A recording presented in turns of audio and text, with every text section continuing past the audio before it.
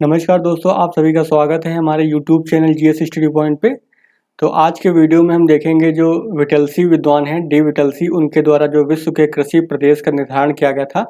तो आज के वीडियो में हम देखेंगे कृषि प्रदेश को, ठीक है, जो 13 कृषि प्रदेश बताए थे उन्होंने, तो हम बारी बारी से उनको डिस्कस करेंगे। ठीक है, तो इससे पहले वाले वीडियो में हमने क्या देखा था कि जो विटलसी ने जो है 5 आधारों पे जो है कृषि प्रदेशीकरण किया था। तो 5 आधार आपने देख लिए होंगे। अगर वीडियो को नहीं देखा है तो पहले वो वाला वीडियो देखिए, ताकि आपको ये वाला वीडियो समझ में आएगा। ठीक है, तो अब इसमें क्वेश्चन कैसे पूछा जाएगा। क्वेश्चन ऐसा पूछा सकता है कि विटलसी द्वारा प्रतिपादित जो कृषि प्रदेश है उनके आधार कितने आधार हैं पे किया उन्होंने, यानी पूछ सकता आधारों तथा किसी एक कृषि प्रदेश की विवेचना करें या फिर एग्जाम्पल देकर के समझाएं। तो वहाँ पे क्या करेंगे, हम जो 5 आधार हैं उनके बारे में वहाँ पे चर्चा करेंगे। फिर हम बताएंगे कि इन्होंने 13 जो बताएंगे कि 13 जो कृषि प्रदेश का निर्धारण किया है वो, और किसी उन 13 में से किसी एक का जो है एग्जाम्पल हम दे देंगे, उसको एक्सप्लेन कर देंगे डिटेल में। तो हम यहाँ पे आपको 13 के 13 चीज़ों को जो हम एक्सप्लेन करेंगे, आपको जो भी सही लगे वहाँ पे अपने टाइम के हिसाब से वहाँ पे एक्सप्लेन कर दीजिएगा। जिस हिसाब से नंबर का क्वेश्चन हो उसके अकॉर्डिंग आप लिखिएगा उसमें। तो चलिए, 5 आधार तो हमको पता थे ही, पिछली वाले वीडियो में देख ही लिया हमने। अब हम देखते हैं कि 13 जो कृषि प्रदेश हैं वो कौन कौन से हैं। तो 1936 में प्रतिपादित किया था। तो 1936 में अमेरिकी भूगोल वेता है ये विटलसी ने 5 आधारों पर जो है विश्व को 13 कृषि प्रदेशों में विभाजित किया था। ठीक है, तो पहला जो इसका है कृषि प्रदेश है वो पहला जो है चलवासी पशुचारण। तो पहला हम देखते हैं कृषि प्रदेश जिनका नाम इन्होंने क्या दिया था, चलवासी पशुचारण। तो नाम से स्पष्ट है ये किससे संबंधित है, पशुचारण है। इसका मतलब जानवरों का, यानी कि जो पशु होता है उसके पालन से संबंधित है। और चलवासी इसका मतलब है घूमते फिरते रहते होंगे, एक स्थान पर नहीं रहते होंगे ये। ठीक है, तो चलवासी पशुचारण की जो मुख्य विशेषता यह है कि इसमें सामाजिक हो गई, उनकी आर्थिक, सांस्कृतिक व राजनीतिक दशाएं जो हैं पशुओं पर निर्भर करती हैं। यानी कि कोई व्यक्ति कितना अमीर है कितना गरीब है वो किससे निर्धारित होगा कि उसके पास कितने पशु हैं। ठीक है, साथ में जो है सामाजिक सांस्कृतिक जो कार्यक्रम होंगे उनमें भी जो है पशुओं की ही भूमिका होगी। साथ में राजनीतिक भी भूमिका होगी। क्यों? क्योंकि जो जिसके पास ज़्यादा पशु होंगे वो वहाँ की राजनीतिक सत्ता को जो है संभालेगा।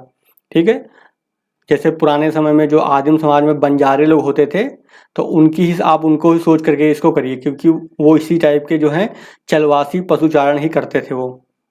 फिर जीवन निर्वाह कृषि इनकी होती है, शुष्क जलवायु से जुड़ी है ये। क्यों? क्योंकि देखिए, आपने देखा होगा जहाँ पे जो है पशुपालन होता है वो उन्हीं क्षेत्रों में होता है जहाँ पे कृषि नहीं हो पाती है, क्योंकि वहाँ पे बारिश नहीं होती है, पानी की उपलब्धता क्या होती है, कम होती है, शुष्क क्षेत्र होते हैं। जैसे आप देखेंगे जो सहारा का मरुस्थल का क्षेत्र हो गया, अरब क्षेत्र हो गया, मध्य पूर्व का क्षेत्र हो गया, तो यहाँ पे आप पाएंगे कि वहाँ के लोगों की जो आजीविका है, वहाँ के लोग क्या करते हैं, वो पशुपालन ही करते हैं।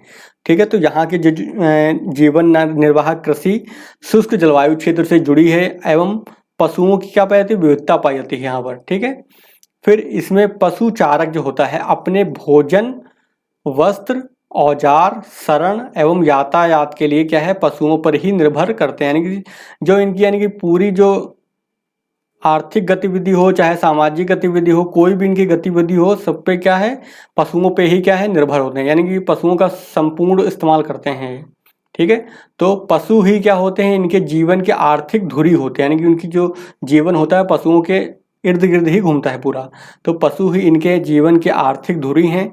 पशु के सभी अंगों का इस्तेमाल करते हैं। तो पशु के सभी अंगों का इस्तेमाल करते हैं। ठीक है, ये अगर अपना माला वाला भी बनाएंगे, साज सजावट करेंगे अपने ऊपर, तो उसमें भी क्या है, पशुओं के जो नाखून, खुर, हड्डी वगैरह होती हैं उनका इस्तेमाल करते हैं। फिर वे अपने पालतू पशुओं के साथ क्या पानी एवं चारागाह की उपलब्धता एवं गुणवत्ता के अनुसार क्या करते हैं, एक स्थान से दूसरे स्थान स्थानांतरित होते रहते हैं। यानी कि क्या करते हैं, ये चलवासी यानी कि चलते फिरते रहते हैं। ये ऋतु प्रवास करते हैं। जैसे पहाड़ी क्षेत्र में अगर जाते हैं, मान लो अगर आप, तो मान लो हम हिमालय का एग्जांपल लेते हैं, तो लद्दाख क्षेत्र में क्या होगा, लद्दाख क्षेत्र में ठंडी के समय में क्या होंगे, ये लोग नीचे घाटियों में आ जाएंगे। फिर क्या होगा, जब गर्मियाँ आएंगी तो गर्मियों के समय क्या जाएंगे, ये पर्वतीय क्षेत्र में जाएंगे, वहाँ पे घास वास की तलाश में। ठीक है, तो ऐसे ही क्या करते हैं, ये परिवर्तन करते हैं, यानी ऋतु प्रवास करते हैं। इसको क्या बोलते हैं, ट्रांस ह्यूमन ऋतु प्रवास। फिर देखिए, उष्णकटिबंधीय अफ्रीका में जो कहते हैं गाय हो गया, बैल हो गया, प्रमुख पशु हैं, ठीक है। जबकि सहारा मरुस्थलों में क्या है, भेड़ होगी, बकरी होगी एवं ऊंट पाला जाता है। तो आपको पता है जो जहाँ पर डेजर्ट एरिया है वहाँ का जो प्रमुख जो जानवर है कौन सा होता है, वो ऊंट होता है, क्योंकि ऊंट जो है लंबे समय तक बिना पानी पिए भी रह सकता है। फिर तिब्बत तथा एंडीज पर्वत यानी कि ठंडे प्रदेश हो गए थोड़ा ये भागों में, याक तो एक पशु होता है, याक और लामा, ठीक है।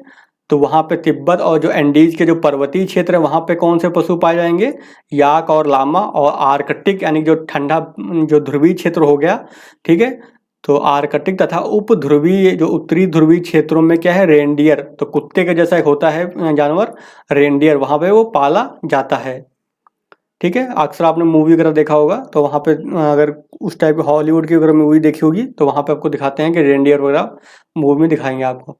फिर चलवासी पशुचारण के हैं कि 3 प्रमुख क्षेत्र यानी कि पूरे विश्व भर में जो है 3 प्रमुख क्षेत्र हैं जहाँ पे चलवासी पशुचारण जो है होता है, वहाँ पे इस तरह के क्षेत्र मिलते हैं आपको। तो इसका प्रमुख क्षेत्र क्या है, उत्तरी अफ्रीका के जो है अटलांटिक तट से लेकर, तो उत्तरी अफ्रीका जो आप मैप में देखिएगा तो उत्तरी अफ्रीका के अटलांटिक तट से लेकर, यानी ये जो पूरा ऐसे मतलब अफ्रीका ये ऐसे ले लेते हैं अगर, ठीक है। तो यहाँ से इस एरिया से लेकर के यहाँ तक पूरा, ठीक है। तो उत्तरी अफ्रीका के अटलांटिक तट यानी अटलांटिक तट यानी ये क्षेत्र हो गया, इस क्षेत्र इस तट से लेकर के यानी ये क्षेत्र से लेकर के अरब प्रायद्वीप, तो अरब प्रायद्वीप कहाँ मिलेगा आपको, ऐसे मिलेगा ये, ठीक है। तो अरब प्रायद्वीप ये वाला क्षेत्र हो गया, तो वहां तक जो है पूरा मंगोलिया एवं चीन तक फैला हुआ है, यानी यहाँ से लेकर के ये पूरा ऐसे से होकर जाके यहाँ पे मंगोलिया और चाइना है, तो वहां तक ये पूरा क्षेत्र फैला हुआ। तो पहला क्षेत्र तो हमने ये देख लिया। फिर दूसरा क्षेत्र क्या है, दूसरा क्षेत्र यूरोप का जो क्षेत्र हो गया, यूरोप तथा एशिया के टुंड्रा प्रदेश वहाँ पे हैं जो उच्च अक्षांशों पे पाए जाते हैं जहाँ पे ठंड रहती है। तो वहाँ पे जो है इस टाइप की खेती तो हो नहीं सकती वहाँ पे, तो वहाँ पे जो है पशुपालन ही किया जाता है। तो यूरोप तथा एशिया के टुंड्रा प्रदेशों में। जबकि तीसरा क्षेत्र क्या है, दक्षिणी गोलार्ध में दक्षिण पश्चिम अफ्रीका यानी कि जो ये अफ्रीका मान लो हो गया, तो दक्षिण पश्चिम अफ्रीका का यानी ये क्षेत्र हो गया, एवं मेडागास्कर यानी मेडागास्कर आइलैंड हो गया। तो इन पे जो है तीसरा क्षेत्र यहाँ पे देख सकते हैं आप हैं। तो हमने देख लिया विश्व में कहाँ कहाँ पर जो है इस तरह के चलवासी पशुचारण होता है। अब दूसरा जो क्षेत्र है क्या, दूसरा क्षेत्र हमारा क्या है, वाणिज्य पशुधन।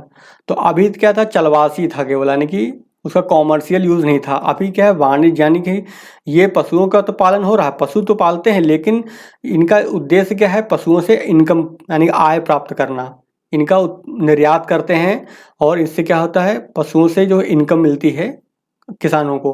तो वाणिज्य इसीलिए बोलते हैं इनको, क्योंकि इनका उत्पादन, इनका पालन इसीलिए किया जाता है कि ताकि वो उनको विश्व लेवल पर या फिर देश के लेवल पर उसका जो है एक्सपोर्ट कर सकें और या फिर मार्केट में उसको बेच सकें। तो वाणिज्य पशुधन या फिर इसको क्या बोलते हैं, रैंचो में पशुपालन। तो रैंचो क्या होते हैं, इस जो कॉमर्शियली जो पशुपालन किया जाता है उसको बोलते हैं रैंचो। और रैंचो क्या होता है, जहाँ वो बाड़ा होता है जहाँ पर जो है पशु पाले जाते हैं और उनके लिए जो है सारी सुख सुविधाएं जो है पशुओं के लिए उपस्थित होती हैं, उनको क्या बोलते हैं, रैंचो। फिर यह व्यावसायिक आर्थिक क्रिया है। तो वाणिज्य लग गया, इसका मतलब व्यावसायिक हो गया। इसमें पशुओं का पालन निजी फार्म पर किया जाता है, ठीक है। इन्हें रेंच कहते हैं, जहाँ पे यानी पशुओं का पालन किया जाता है उन्हीं फार्म हाउस को क्या बोलते हैं, रेंच कहते हैं। इनमें क्या आधुनिक पद्धति से पशुपालन किया जाता है। तो यहाँ पे क्या है, बहुत ही हाईटेक होंगे, मतलब अच्छे नस्ल के जो पशु होंगे उनको पाला जाएगा, उनके लिए डॉक्टर होगा, बाकायदा उनके देख रेख के लिए अच्छा भोजन होगा, पौष्टिक भोजन की व्यवस्था की जाती है। और इनको जानवरों को किसी तरह की तकलीफ ना हो उसके लिए ठंड में क्या है, वहाँ पे आपको ब्लोवर दिखाई देगा, यानी कि गर्म हवा चलाएगी, गर्मी होगी तो वहाँ पे एसी लगा दिया जाएगा, यानी कि पूरी अच्छे से उनका ख्याल रखा जाएगा ताकि वो अधिक से अधिक जो है मांस का प्रोडक्शन कर सकें, उनका शरीर तेजी से ग्रो हो सके और बीमारियों से बचे रहें वो। फिर चलवासी पशुचारण की अपेक्षा जो वाणिज्य पशुधन क्या है, अत्यधिक व्यवस्थित है, वो वह पूंजी प्रधान है। अब इतना कुछ करना है, एसी लगाना है, ब्लोअर लगाना है और उनके लिए डॉक्टर की व्यवस्था करनी है, अच्छा खाना देना है, तो पैसे तो चाहिए ना उसके लिए। तो कैसे हैं, पूंजी प्रधान है, अधिक पैसा लगता है। यहाँ पर क्या है, पशुओं की संख्या जो है चारागाह की वहन क्षमता के अनुसार रखी जाती है, यानी कि कितना एरिया में आपका चारागाह है उतनी ही यहाँ पे पशु रखे रहेंगे। अगर ज़्यादा पशु हो जाएंगे तो क्या करेंगे, ओवर ग्रेजिंग हो जाएगी, ज़्यादा चराई हो जाएगी, फिर वो साइकिल बिगड़ जाएगा चारागाह के लिए। तो उतने ही पशु इसमें छोड़े जाते हैं चारागाह में जितने पशु के लिए चारागाह उपलब्ध होता है, यानी कि अवेलेबल होता है। अति चराई नहीं होती यहाँ पर है, ठीक है। फिर चराई को नियंत्रित करने के लिए क्या, बाड़ लगाकर एक दूसरे से अलग कर दिया जाता है। तो यहाँ पे क्या होता है कि ऐसे मान लो कि कोई खेत है, ये चारागाह है मान लो, ठीक है। तो मान लो पहले टाइम में एक समय में क्या करेंगे, पहले दिन आप यहाँ पे जानवर को छोड़ देंगे और बाड़ा लगा हुआ है, इसमें चरेंगे वो।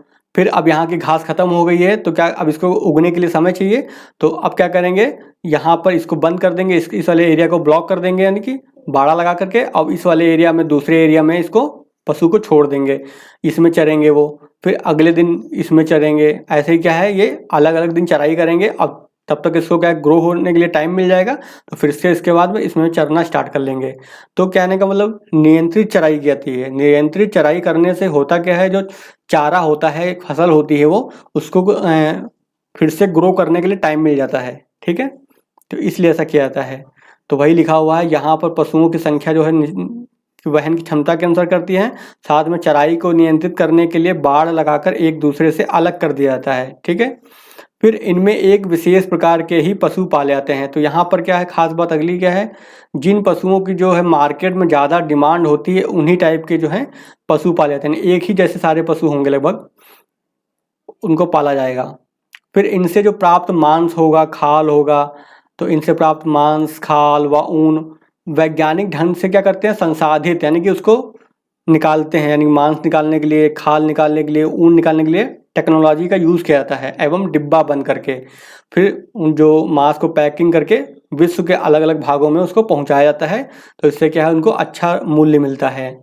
तो वही लिखा हुआ, विश्व के बाजारों में निर्यात कर दिए जाते हैं। इस आर्थिक क्रिया में क्या है, पशुओं के प्रजनन और जननिक सुधार, बीमारियों पर नियंत्रण व उनके स्वास्थ्य पर बल दिया जाता है। यानी समय समय पर टीका लगाया जाएगा ताकि बीमारियां ना हो सकें। समय समय पे जो है पशुओं का जो क्या है, रेगुलर चेकअप होता रहता है, ताकि जो बीमारी है एक पशु से दूसरे पशु में ना फैले। तो इनका जो स्वास्थ्य का पूरा ध्यान रखा जाता है यहाँ पर। फिर इस तरह के कहाँ पे पाए जाते हैं इस तरह के, तो यह क्रिया कहाँ होती है, नई दुनिया के देशों में वितरित है, यानी कि अमेरिका जैसे जो देश है नई दुनिया के, तथा उसमें प्रमुख देश कौन से हैं, न्यूजीलैंड हो गया, ऑस्ट्रेलिया हो गया, उरुग्वे हो गया, अर्जेंटीना हो गया, यूएसए हो गया। तो ये प्रमुख देश है जहाँ पर इस तरह की जो है पशुपालन होता है, यानी वाणिज्य पशुपालन जहाँ पे किया जाता है। तो यहाँ पे इस चीज़ को ध्यान रखना, यहाँ पे जो पशुपालन हो रहा है मुख्य रूप से मांस के लिए हो रहा है, ठीक है, ऊन के लिए हो रहा है, और उसकी जो चमड़ा है उसके लिए हो रहा है, ठीक है, 3 चीज़ों के लिए हो रहा है। अब अगला जो होगा वह हमारा होगा व्यापारिक दुग्ध कृषि। इस वाले में दूध को मत मिक्स कर दीजिएगा। तो व्यापारिक दुग्ध कृषि है वो अलग है। तो अब इसमें क्या होगा, इसका मुख्य उद्देश्य यही होगा कि बस दूध ज़्यादा से ज़्यादा उत्पादन किया जाए। तो व्यापारिक दुग्ध कृषि जो है, तीसरा जो है हमारा क्या है, व्यापारिक दुग्ध कृषि। इसका विस्तार कहाँ पे है, तो न्यूजीलैंड, ऑस्ट्रेलिया हो गया, अर्जेंटीना हो गया, कनाडा हो गया, और यूएसए के झील क्षेत्र। देखिए दूध वहाँ पे ज़्यादा आपको मिलेगा, उस पशुओं से ज़्यादा मिलेगा जहाँ पर क्या है, आर्द्र जलवायु है, ठीक है, जहाँ में क्या है, पानी की कमी नहीं है, शुष्क नहीं है। शुष्क जलवायु में क्या होगा, पशु जो होगा दूध कम देगा। आर्द्र जलवायु में पशु जो है ज़्यादा दूध देता है। तो इसीलिए जो है यहाँ पे लिखा हुआ है यूएसए का झील क्षेत्र, यानी कनाडा और यूएसए का जो झील क्षेत्र है वहाँ पर जो है इस तरह की कृषि की जाती है। अगर कहो आप सहारा का मरुस्थल में आकर के एक प्लांट लगा दो करके, वहाँ पर आप इस तरह की कृषि करोगे वहाँ पर, तो वो वहाँ पे सक्सेस नहीं हो पाएगी, क्योंकि वहाँ का जो मौसम है कैसा है, शुष्क है। तो ज़्यादातर जो जानवर होंगे, पशु होंगे, पानी पिएंगे और स्वेट, यानी कि उनके पसीने के माध्यम से सारा पानी बॉडी से निकल जाएगा। इससे दूध की मात्रा क्या हो जाएगी, कम हो जाएगी, ठीक है। तो जो इस तरह की जो व्यापारिक दुग्ध कृषि होती है वो कहाँ पे होती है, मुख्य रूप से जो आर्द्र जलवायु से जुड़ी हुई कृषि है ये। फिर देखिए यूएसए का झील क्षेत्र हो गया, पश्चिमी यूरोप का हो गया, यहाँ पे मुख्य रूप से डेनमार्क की बात हो रही है। डेनमार्क जो है उसकी अर्थव्यवस्था जो है वो दुग्ध उत्पादन के ही आसपास घूमती रहती है, यानी कि उसका अर्थव्यवस्था का मेन हिस्सा है दुग्ध उत्पादन। फिर डेयरी व्यवसाय जो है दुधारू पशुओं के पालन पोषण का सर्वाधिक उन्नत और दक्ष प्रकार है, ठीक है। तो यहाँ पर जो दुधारू पशु होते हैं, दूध देने वाले पशु होते हैं, उनके क्या है बहुत ही जो उन्नत किस्म के यानी बहुत अच्छी किस्म के जो होते हैं उन्हीं जानवरों का प्रयोग किया जाता है। हाइब्रिड क्वालिटी के जो होते हैं पशु उनका ही प्रयोग किया जाता है, उनको ही पाला जाता है।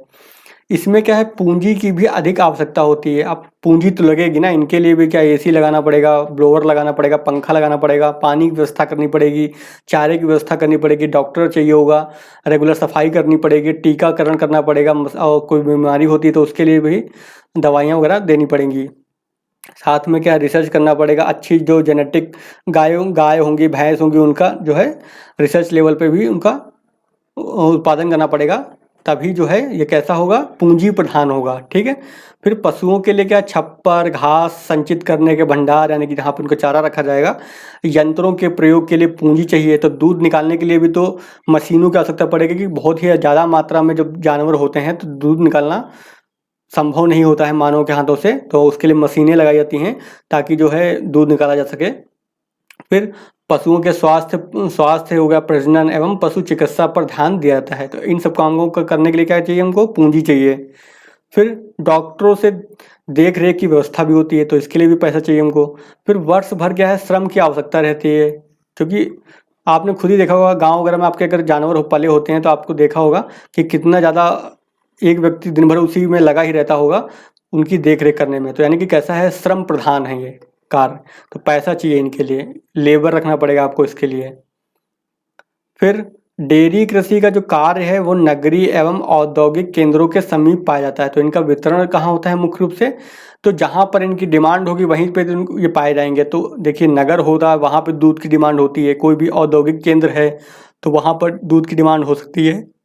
ठीक है। तो यहाँ कहाँ पे दिखाई देंगे, ये कहाँ पे ऐसे प्लांट मिलेंगे आपको, फार्म हाउस मिलेंगे जहाँ पर नगरीय एवं औद्योगिक केंद्र के समीप होंगे, क्योंकि ये क्षेत्र क्या है ताज़ा दूध एवं अन्य उत्पाद के अच्छे बाजार होते हैं। वर्तमान समय में क्या है विकसित यातायात साधनों यानी कि अब ऐसे ऐसे ट्रक आ गए हैं जो बहुत ही तेजी कम समय में जो है बहुत दूर तक ट्रेवल कर सकते हैं। फिर साथ में क्या है उसमें प्रशीतक यानी कि रेफ्रिजरेटर लगे हुए हैं, यानी कि ऐसे ट्रक जिसमें रेफ्रिजरेटर की सुविधा भी है। तो अब इनका प्रयोग करेंगे तो क्या होगा, ये डेयरी उत्पादों को जो है अधिक समय तक क्या कर सकते हैं सुरक्षित कर सकते हैं, और जैसे डेनमार्क का दूध इंडिया में आ सकता है। आजकल जो है टेक्नोलॉजी इतनी ज़्यादा डेवलप हो चुकी है, तो अब जो है ये कहाँ विश्व के अनेक भागों में इसको पहुंचा सकते हैं अपने जो प्रोडक्ट को। तो वही लिखा हुआ है दूर दराज बाजारों तक पहुंचाया जाता है, यानी जो आधुनिक जो टेक्नोलॉजी के डेवलपमेंट होने से जो है अब जो है इनका दूर दराज तक जो है वितरण संभव हो सकता है। जैसे ऑस्ट्रेलिया हो गया, अर्जेंटीना हो गया, यूएसए से अन्य विश्व के भागों में सप्लाई होती है। आगे देख लेते हैं अगला जो चौथा जो बताया उन्होंने कृषि प्रदेश, तो चौथा जो कृषि प्रदेश है वो कौन सा है, स्थानांतरित कृषि। ठीक है। इसको दूसरा नाम भी है स्लैश एंड बर्न भी बोलते हैं, या फिर झूम कृषि इंडिया में बोलते हैं। तो स्थानांतरित कृषि ये क्या है, यह आदिम कृषि का ही क्या एक रूप है जो मुख्यतः संसार के उष्णकटिबंधीय भागों में, और मुख्य रूप से कहाँ पे जो वहाँ के पर्वतीय क्षेत्र होते हैं वहाँ पे देखी जाती है। भूमि की उर्वरता समाप्त हो जाने पर कृषक क्या करते हैं दूसरे स्थान पर चले जाते हैं। तो आपको पता है कैसे होती है कृषि, ये मान लो कोई एक समाज है उसने क्या यहाँ पे कृषि की, 1 साल कृषि की, 2 साल कृषि की, फिर इसकी क्या हुआ उर्वरकता में क्या हुई कमी आ जाएगी। तो अब ऐसे में क्या करेंगे ये यहाँ से छोड़ करके दूसरे स्थान पर जाएंगे, वहाँ के पेड़ वेड़ को काट देंगे, जमीन साफ कर लेंगे और फिर इसके बाद यहाँ पे कृषि करेंगे। तो ये ऐसे ही करते हैं, यानी कुछ समय यहाँ पे खेती करेंगे फिर वहाँ से छोड़ करके दूसरी जगह चले जाएंगे। तो इस टाइप से क्या करते हैं एक स्थान से दूसरे स्थान पर चले जाते हैं। फिर वही लिखा हुआ वहाँ पर वनों को काट कर खेती करते वक्त कुछ समय पश्चात उर्वरकता कम होने पर किसी अन्य स्थान पर खेती आरंभ करते हैं। ठीक है।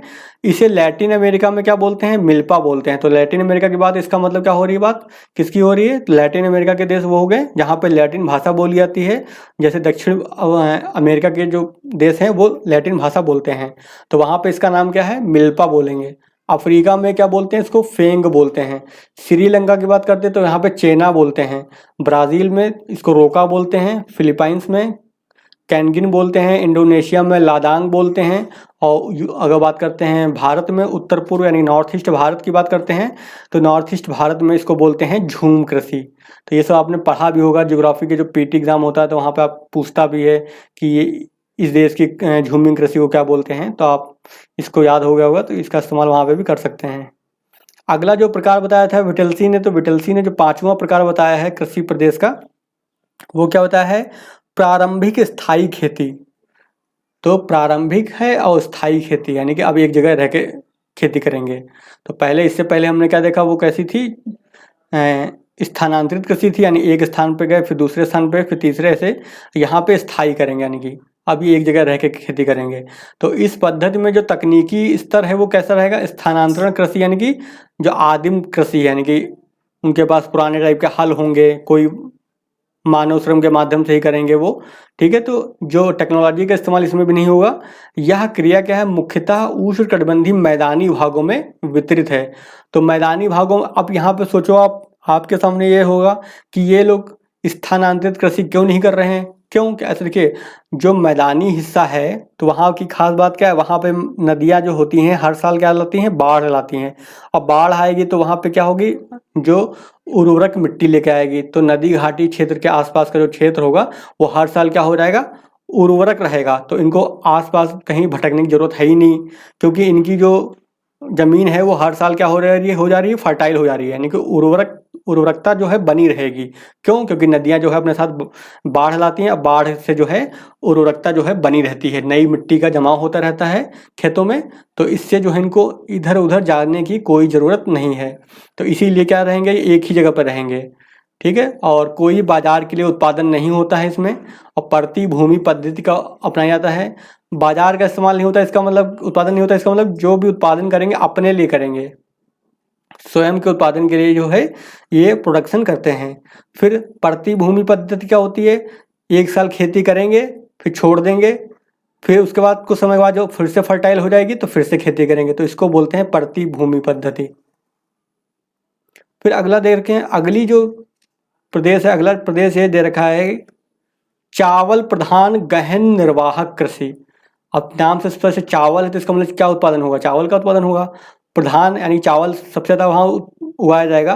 और गहन निर्वाहक कृषि, निर्वाहक कृषि है, इसका मतलब क्या, बस उतना ही उगाया जाएगा जितना स्वयं के लिए है, यानी कि इसका बेचना नहीं है, एक्सपोर्ट नहीं करना है, जो भी प्रोडक्शन होगा अपने लिए ही इसका इस्तेमाल करना है। तो चावल प्रधान गहन निर्वाहक कृषि की जो प्रमुख फसल क्या है, चावल है, जो दक्षिण एशिया हो गया, दक्षिण पूर्व एशिया के लोगों का प्रमुख आधार है। तो जाहिर सी बात, चावल के लिए क्या चाहिए, चावल के लिए अधिक तापमान चाहिए, अधिक जल चाहिए, जलोढ़ मृदा चाहिए होती है, और गहन कृषि यानी कि बहुत ही गहन कृषि होती है, यानी कि बहुत ज़्यादा लेबर चाहिए, ठीक है। तो ये सारी दशाएं कहाँ मिलेंगी, ये सारी दशाएं मिलती हैं दक्षिण एशिया, दक्षिण पूर्व एशिया के क्षेत्र में, ठीक है। और यहाँ पर डेल्टा जो क्षेत्र हो गए, बाढ़ के मैदान हो गए, समुद्री तटीय भागों में यह कृषि की जाती है। वर्ष में 2 से 3 फसलों को उगाया जाता है इनमें। और कृषि मुख्यतः क्या है, जीवन निर्वाहक है, यानी कि अपने लिए ही बस प्रोडक्शन किया जा रहा है। इस प्रदेश में क्या है, जनघनत्व बहुत अधिक है। तो आपको पता होगा भारत इसी क्षेत्र में आता है, इंडोनेशिया हो गया, पाकिस्तान हो गया, फिर म्यांमार हो गया, और इधर के जो दक्षिण पूर्व एशिया के जो काफ़ी जो बहुत सारे आइलैंड हैं, मलेशिया वगैरह, ये सारे इसी क्षेत्र में आते हैं। तो वहाँ पे क्या है, उच्च जनघनत्व है, यानी कि यहाँ पे जनसंख्या बहुत ही अधिक है, और छोटे खेत हैं। तो अगली समस्या क्या है, छोटे छोटे खेत हैं, जनसंख्या ज़्यादा है, जाहिर बात छोटे छोटे खेत होंगे। फिर बिखरे खेत हैं, बिखरे खेत का मतलब एक व्यक्ति है, तो एक व्यक्ति है, उसका खेत, एक खेत यहाँ पर है, एक खेत यहाँ पर है, और एक खेत यहाँ पर है।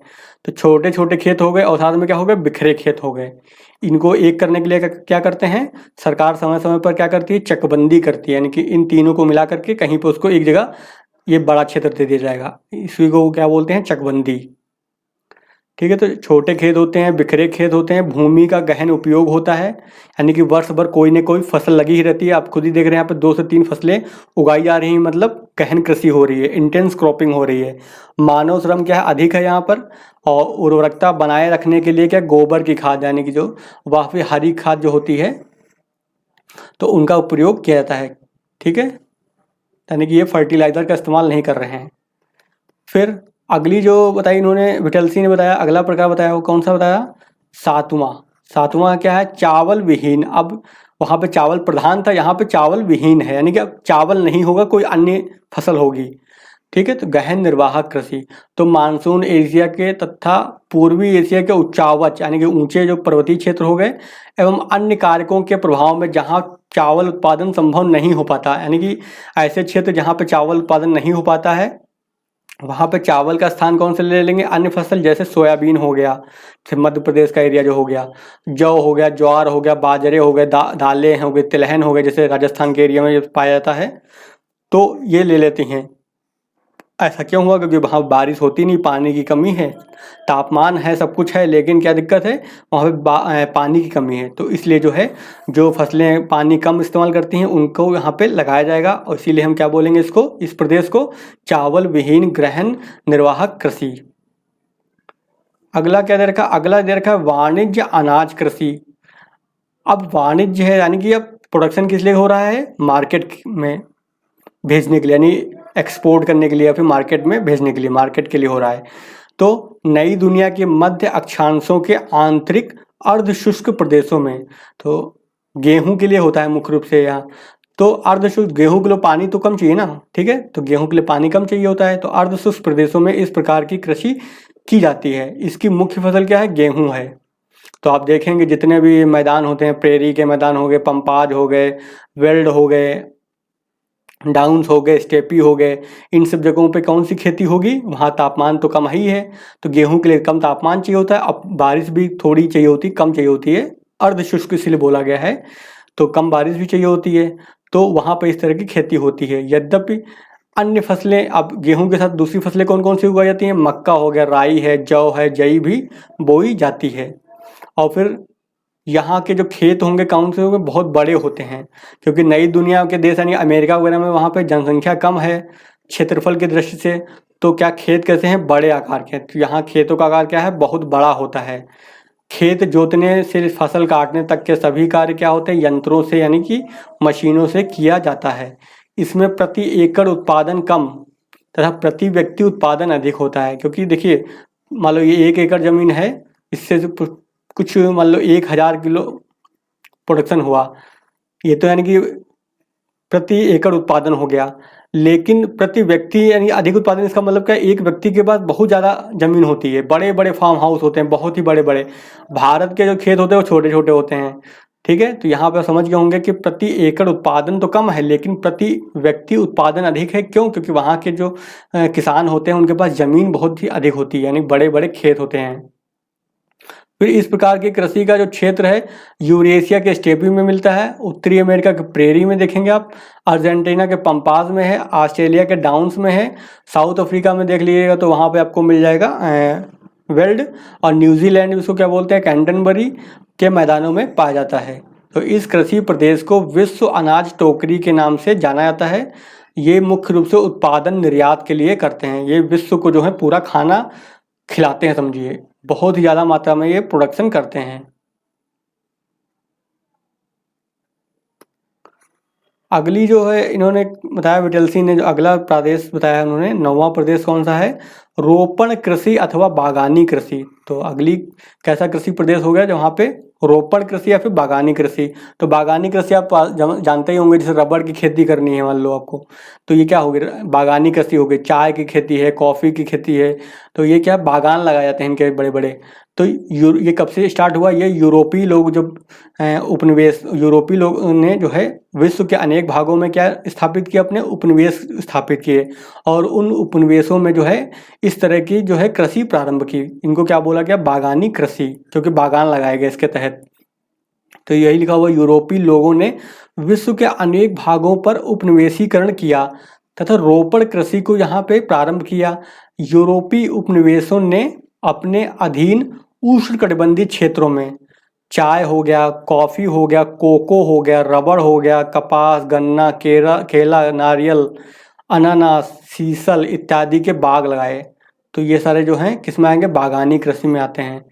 इस कृषि की मुख्य विशेषता क्या है, यह है कि इसमें कृषि क्षेत्र का जो आकार है बहुत ही विस्तृत होता है, अधिक पूंजी निवेश है, क्योंकि बड़े बड़े जो हैं बागान लगाए जाते हैं, तो और एक मतलब फसल होने में समय लगता है। मान लो आपने अगर नारियल का पेड़ आज लगाया है तो उसको नारियल देने में काफ़ी समय लगेगा, इसलिए क्या है, पूंजी निवेश होगा। उच्च प्रबंधन की आवश्यकता पड़ेगी, यहाँ पर माने मैनेजमेंट करना पड़ेगा एवं तकनीकी का जो है प्रयोग किया जाता है, यहाँ पे टेक्नोलॉजी का भी इस्तेमाल करना पड़ता है। यह एक फसली कृषि है, वह इसमें देख रहे होंगे केवल एक ही फसल का उत्पादन हो रहा है। अगर रबड़ की खेती होगी तो रबड़ ही होगी, चाय होगी तो चाय ही होगी। तो एक फसली कृषि है जिसमें किसी एक फसल के उत्पादन पर ही संकेंद्रण किया जाता है, तो ये बागानी कृषि हो गई। अगला इन्होंने बताया जो है भूमध्य सागरीय कृषि। तो भूमध्य सागरीय कृषि का मतलब ये हुआ जहाँ पर जो है भूमध्य सागरीय जलवायु पाई जाएगी। तो आपने जलवायु विज्ञान में पढ़ा होगा भूमध्य सागरीय जलवायु, तो इसकी विशेषता क्या होती है? तो भूमध्य सागरीय जलवायु की विशेषता ये होती है कि वहाँ पे वर्षा जो होती है वो शीत ऋतु में होती है, यानी कि ठंड में जो है बारिश होती है। ठीक है, और इसका क्षेत्र आपको कहाँ से मिलेगा? लगभग 30 से लेकर 40 डिग्री जो अक्षांश हैं, उत्तरी अक्षांश और दक्षिणी अक्षांश, उसके बीच में जो फैला हुआ क्षेत्र है वो भूमध्य सागरीय क्षेत्र रहता है। तो ठंडी में वर्षा क्यों होती है ये सब बता चुका हूँ मैं वहाँ पर जलवायु विज्ञान में। तो यहाँ पे हम केवल बात करेंगे कृषि की। तो यह अति विशिष्ट प्रकार की कृषि है। इसका विस्तार क्या है? भूमध्य सागरीय जलवायु प्रदेश में है, यानी जहाँ जहाँ भूमध्य सागरीय जलवायु प्रदेश है वहाँ पर ये इस तरह की कृषि होती है। इसका विस्तार भूमध्य सागरीय तटीय देशों, यानी जो भूमध्य सागर है आपका उसके आसपास के जो देश हैं, जैसे इटली हो गया, फ्रांस हो गया, स्पेन हो गया, पुर्तगाल हो गया, फिर दक्षिण अफ्रीका का दक्षिण पश्चिमी भाग। तो इसके साथ ही दक्षिण अफ्रीका आप जब देखेंगे तो यहाँ पे देखेंगे दक्षिण अफ्रीका का ये वाला हिस्सा जो है 30 से 40 डिग्री में पड़ता है। तो इस वाले हिस्से की बात हो रहा है दक्षिण पश्चिमी। तो दक्षिण अफ्रीका का जो दक्षिणी पश्चिमी हिस्सा है यहाँ पर जो है भूमध्य सागरीय जलवायु पाई जाती है। इसके साथ ही ऑस्ट्रेलिया की बात कर लेते हैं। तो ऑस्ट्रेलिया में जो है, तो आप ऑस्ट्रेलिया के मैप को देखेंगे आप ऐसे, तो ये इस टाइप का ऑस्ट्रेलिया का मैप मान लो बना हुआ है ये, ठीक है। तो यहाँ की जलवायु जो इस एरिया की, तो ऑस्ट्रेलिया के दक्षिण पश्चिमी भाग यानी दक्षिण पश्चिमी का ये वाला जो क्षेत्र है यहाँ पर जो है भूमध्य सागरीय जलवायु पाई जाती है। फिर दक्षिणी कैलिफोर्निया में भी जो है, अमेरिका में जो कैलिफोर्निया देश है, राज्य, सॉरी कैलिफोर्निया राज्य, वहाँ पे दक्षिणी कैलिफोर्निया में जो है इस तरह की जो है जलवायु पाई जाती है। तो ये क्षेत्र हो गए जहाँ पे भूमध्य सागरीय जलवायु पाई जाती है और इन्हीं क्षेत्रों में जो है भूमध्य सागरीय कृषि की जाती है। इस प्रदेश में फलों व खाद्यान्न पर विशेष बल दिया जाता है। तो मुख्य रूप से जो है फल हो गए और खाद्यान्न मतलब सब जो खाने के सामान हो गए, जो गेहूँ वगैरह हो गया। तो खाद्यान्न फसल में गेहूँ जो है सब, जबकि व्यापारिक दृष्टि से अंगूर यानी फलों में अंगूर हो गया, नारंगी हो गया, नींबू हो गया, संतरे हो गए, अंजीर, जैतून का उत्पादन किया जाता है। तो ये यहाँ की मुख्य फसलें हो गई। फिर अंगूर की जो कृषि भूमध्य सागरीय क्षेत्र की क्या एक विशेषता है, इस क्षेत्र के कई देशों में अच्छे किस्म के क्या है अंगूरों से उच्च गुणवत्ता वाली क्या बनाई जाती है, मदिरा यानी कि शराब का उत्पादन किया जाता है। ठीक है, तो यहाँ पर जो है शराब का उत्पादन जो है किससे किया जा रहा है? अंगूरों से किया जा रहा है। तो अंगूर से जो है शराब बनाई जाती है इस क्षेत्र में, जो अच्छी क्वालिटी का जो होता है अंगूर। और आपने यहाँ के शराब का नाम सुना होगा शैम्पियन। तो शैम्पियन जो क्या है एक अंगूर की एक प्रजाति है, उसी से जो है उससे शराब बनाई जाती है और उसी के नाम पर रखा गया है उसका शैम्पियन। ठीक है, तो आगे देख लेते हैं। जो इस क्षेत्र के कई देशों में अच्छे किस्म के अंगूरों से जो है उच्च गुणवत्ता वाली मदिरा बनाई जाती है। फिर निम्न श्रेणी की अगर बात करते हैं तो निम्न श्रेणी के जो अंगूर होते हैं उनको सुखा कर क्या बनाते हैं? मुनक्का या फिर किशमिश। तो ये तो आप लोग खाते ही होंगे। तो मुनक्का एवं किशमिश बनाई जाती है। शीत ऋतु में क्या है फलों एवं सब्जियों के उत्पादन पर क्या होता है? विशेष बल दिया जाता है, क्योंकि इसी टाइम क्या होता है शीत ऋतु में ही वर्षा होती है। इन उत्पादों के अतिरिक्त यहाँ पर क्या है इत्र यानी परफ्यूम जो हो गया उससे जुड़ी हुई कृषि भी की जाती है, यानी फूलों की भी कृषि यहाँ पे की जाती है। अगला जो 11वां हो गया वो कृषि प्रदेश कौन सा हो गया? मिश्रित कृषि। तो मिश्रित कृषि दो तरह से हो सकता है। लेकिन पहली बात तो ये समझिए मिश्रित कृषि होता क्या है। तो मिश्रित कृषि का मतलब सीधा सीधा ये होता है जहाँ पर जो है किसान पशुपालन करता है प्लस कृषि भी करता है, यानी फसल का भी उत्पादन करेगा, दोनों यानी दोनों काम करेगा, यानी कि पशु को भी पालेगा प्लस साथ में फसल का भी उत्पादन करेगा। तो उसको क्या बोलेंगे? मिश्रित कृषि बोलेंगे। अब मिश्रित कृषि ये दो तरह से हो सकती है। एक तो हो सकती है निर्वाहक फसल एवं पशुपालन, यानी कि केवल जिंदगी को गुजारने के लिए, जिंदगी काटने के लिए जो है ये खेती की जा रही है, यानी पशु का पालन भी कर रहा है वो और फसल उत्पादन कर रहा है, लेकिन अपने लिए कर रहा है, यानी उसको बेचेगा नहीं, वो अपने अपने जीवन निर्वाहन के लिए कर रहा है। लेकिन दूसरा व्यक्ति अगर मान लो अमेरिका का कोई व्यक्ति है और अगर वो मिश्रित कृषि कर रहा है तो क्या करेगा? व्यापारिक फसल के रूप में करेगा, यानी कि वो बेचेगा। तो यानी कि फसल का उत्पादन करेगा वो भी बेचने के लिए कर रहा है, और जो पशुपालन कर रहा है वो भी क्या कर रहा है, बेचने के लिए कर रहा है। तो इसके लिए ये 2 भाग हो गए। इसका मतलब क्या हो गया, ये 11 नंबर हो गया, ये 12 नंबर हो गया। तो 2 प्रदेश हो गए आपके अलग-अलग, ठीक है। तो मिश्रित कृषि को ही हम 2 भागों में बांटते हैं। पहला है निर्वाहक फसल एवं पशुपालन, और दूसरा हो जाएगा व्यापारिक फसल एवं पशुपालन। तो इसका एग्जाम्पल अगर देखेंगे तो भारत के जो किसान होते हैं वो इस तरह की खेती करते हैं। इसका एग्जाम्पल देखेंगे तो आप जो विकसित देश होते हैं, जैसे अमेरिका वगैरह होगा, कनाडा हो गया, ऑस्ट्रेलिया हो गया, तो वहाँ के जो किसान करते हैं खेती, तो इस तरह की करते हैं। तो वही लिखा हुआ, इस प्रकार की कृषि विश्व के विकसित भागों में, यानी इसकी बात हो रही है व्यापारिक वाले की जाती है, जैसे उत्तर पश्चिमी यूरोप, उत्तरी अमेरिका का पूर्वी भाग, यूरेशिया के कुछ भाग एवं दक्षिणी महाद्वीपों के समशीतोष्ण अक्षांश वाले भाग। इस कृषि में क्या होता है, खेतों का आकार मध्यम होता है। इसमें गेहूं, जौ, राई, मक्का, चारे की फसलें एवं कंदमूल प्रमुख हैं। चारे की फसलें क्या है, मिश्रित कृषि के मुख्य घटक हैं, क्योंकि पशुपालन है तो पशुपालन के लिए हमको चारा तो उगाना पड़ेगा ना, ठीक है। तो इसीलिए क्या हो जाएगा, इसका ये क्या हो जाएगा, मुख्य घटक हो जाएगा। इसमें फसल जो उत्पादन है वह पशुपालन दोनों का ही समान महत्व दिया जाता है, यानी दोनों को जो है समान महत्व दिया जाता है। पशु जैसे मवेशी हो गए, भेड़ हो गए, सुअर, तो मवेशी में सारे हो गए, गाय, भैंस, ठीक है, जितने भी दुधारू पशु हो गए सारे इसमें आ जाएंगे। और भेड़ हो गया, सुअर हो गया एवं कुक्कुट आय के क्या है, मुख्य स्रोत है, यानी कि इनके उत्पादन से ही जो है उनको मुख्य रूप से आय प्राप्त होती है। फिर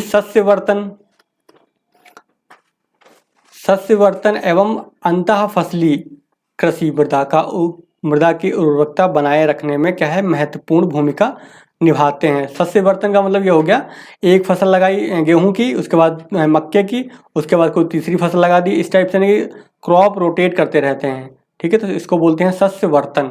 एक क्रॉप के बाद दूसरे, दूसरे के बाद तीसरी, तीसरे के बाद फिर पहली, यानी कि साइकिल चलाते हैं कैसे। एवं अंतः फसली कृषि, अंतः फसली कृषि का मतलब एक साथ दो बो दिया, यानी कि गेहूं भी लगा दिए और साथ में दूसरी एक और फसल भी लगा दी, उसके साथ जो भी सही होती है फसल उसको लगाते हैं। फिर कृषि यंत्र हो गया, रासायनिक उर्वरकों इत्यादि पर अधिक पूंजी व्यय के साथ कृषक की जो कुशलता है, इस प्रकार की कृषि के मुख्य लक्षण हैं। यानी कि यहाँ के लोग भी जो है हाईटेक होते हैं, टेक्नोलॉजी का इस्तेमाल करते हैं, और जो फर्टिलाइज़र और जो मशीन वगैरह का इस्तेमाल भी ये लोग करते हैं, क्योंकि ये लोग व्यापारिक हैं इसीलिए। तो यहाँ पर मैंने दिखा दिया एग्जांपल से, यूएसए होगा, कनाडा होगा, ऑस्ट्रेलिया होगा, व्यापारिक कृषि करते हैं ये, व्यापारिक मिश्रित कृषि है ये। और फ्रांस, यूक्रेन ये निर्वाह करते हैं, यानी कि उत्पादन जो है केवल अपने लिए ही करते हैं। अब जो 13 और 13वां प्रदेश बताया इन्होंने, और अंतिम प्रदेश है ये, क्योंकि 13 ही प्रदेश है हमारे, इन्होंने बताए थे। तो 13वां प्रदेश क्या है, विशिष्ट कृषि इन्होंने बताया। 13वां का नंबर क्या है हमारा, तो विशिष्ट कृषि है ये। तो इस प्रकार की जो कृषि का विकास है वो नगरीय क्षेत्रों के समीप होता है, क्योंकि नगरीय भागों में क्या सब्जियां हो गई, फूलों की प्रतिदिन मांग होती है। पूर्व में इसे क्या बोला जाता था, ट्रक फार्मिंग के नाम से भी जाना जाता है। तो इसको उन्होंने क्या नाम दिया, विशिष्ट कृषि दी नाम दिया। जो यानी नगर होता है तो नगर के आसपास के क्षेत्र में सब्जी और फूलों की जो खेती की जाती है, ताकि जो नगर की डेली की आवश्यकताएं हैं उनको पूरा किया जा सके, तो उसको क्या बोलते थे पहले, ट्रक फार्मिंग। क्योंकि ये 24 घंटे में ही खराब होने वाली चीज़ें हैं, यानी कि सब्जियां क्या होती हैं, जल्दी खराब होती हैं। तो क्या होता है, एक ट्रक से जो है 24 घंटे में इनको पहुंचा दिया गया तो ठीक है, नहीं पहुंचा पाए तो खराब हो जाएंगे। तो इसीलिए जो इसको क्या बोलते हैं, ट्रक फार्मिंग। अब हम इनकी आलोचना थोड़ी कर लेते हैं। जो विटलसी ने अपना दिया है, ये प्रादेशिकरण इन्होंने किया है कृषि का, तो हम इनकी आलोचना देख लेते हैं क्या है। तो पहली आलोचना क्या है, आपने देखा ही होगा कि सब इन्होंने क्या है, व्यक्ति विवेक है ये, विटलसी के अनुसार ऐसा ऐसा हो रहा है, ठीक है। इसमें कोई फैक्ट नहीं, यानी कि ऑब्जेक्टिविटी नहीं है, सब सब्जेक्टिविटी ही है। तो विटलसी के प्रादेशिकरण में व्यक्ति विवेक की क्या है, अधिकता है, ठीक है। वस्तुनिष्ठता की क्या है कि कमी है, यानी ऑब्जेक्टिविटी की क्या है, कमी है, क्योंकि यह मात्रात्मक के स्थान पर गुणात्मक आधारों पर आधारित है। तो मात्रात्मक में क्या होता है, कोई सांख्यिकी का इस्तेमाल करके जो है उसका कृषि का प्रादेशिकरण किया जाता है। और इसमें क्या गुणात्मक का मतलब ये हुआ अनुभव के आधार पर, ठीक है। अगली इनकी आलोचना क्या है, कृषि प्रदेश गतिक होते हैं, यानी कि समय के साथ उनमें क्या होता है, परिवर्तन होता है, एवं समय के साथ इनकी विशेषताएं क्या होती हैं, विशेषताएं हो गए, लक्षण होते हैं, वो बदलते रहते हैं। जैसे भारत की बात करते हैं तो भारत में हरित क्रांति आई, श्वेत क्रांति आई तो हरित क्रांति ने जो है भारत के जो अनाज के प्रोडक्शन यानी कि भारतीय जो कृषि को जो बदल दिया। आजकल देख रहे होंगे हरियाणा, पंजाब इन क्षेत्रों में क्या है, आधुनिक कृषि हो रही है और ज़्यादा मात्रा में प्रोडक्शन कर रहे हैं, यानी कि एक्सपोर्ट कर सकते हैं, यानी कि जीवन निर्वाहक से क्या बन गया है, अब वो व्यापारिक कृषि करने लगे हैं। श्वेत क्रांति से दुग्ध उत्पादन तेजी से बढ़ा है भारत में। फिर झूमिंग कृषि पर क्या प्रतिबंध लगाया गया है। चलवासी पशुचारण पर भी क्या है, राजनीतिक कारणों से क्या है, सीमित है ये, इस पर भी जो क्या है प्रतिबंध लगाया गया। पहले के जंगल थे तो जंगल में जो क्या थे, जनजातियां खुली रूप से घूम सकती थी और उन पे अधिकार था जंगलों पे, लेकिन बाद में समय के साथ क्या हुआ, उनका जंगलों पे अधिकार जो है ख़त्म कर दिए गए और वो गवर्नमेंट के अंडर में आ गए हैं जंगल वगैरह जो होते हैं। फिर अतः 1936 में जो प्रतिपादित इस प्रादेशीकरण का वर्तमान समय में सीमित महत्व रह गया है। फिर यह वर्गीकरण जो है प्रादेशीकरण को कम दिखा रहा है और वर्गीकरण को अधिक दर्शाता है, यानी कि वर्ग बना दिए बस केवल, ये वर्ग है, एक कैटेगरी ये है, दूसरी कैटेगरी ये है, तीसरी कैटेगरी ये है, चौथी ये है, यानी कि ये प्रादेशीकरण को कम दिखाता है और वर्गीकरण को अधिक दर्शाता है। ये इनकी एक आलोचनाएं हो गई प्रमुख। तो अगर क्वेश्चन आपसे पूछता है आलोचना के बारे में तो लिख देना है वहाँ पे आलोचना। तो आई होप आपको ये समझ में आ गया होगा विटेल्सी का जो कृषि प्रादेशीकरण, और इम्पॉर्टेंट है, परीक्षा में पूछ लेता है वो। तो अगर आपको वीडियो पसंद आया तो वीडियो को लाइक कर दीजिएगा, और जियोग्राफी के पेड ग्रुप से जुड़ने के लिए आप हमसे जो है इस नंबर पे कॉल या व्हाट्सएप कर सकते हैं। नंबर है 8860558530। तो इस पर कॉल कर सकते हैं, व्हाट्सएप कर सकते हैं और पेड ग्रुप से संबंधित अधिक जानकारी प्राप्त कर सकते हैं। तो चलिए आज का वीडियो फिर हम यहीं पे ख़त्म करते हैं, मिलते हैं फिर नेक्स्ट वीडियो में।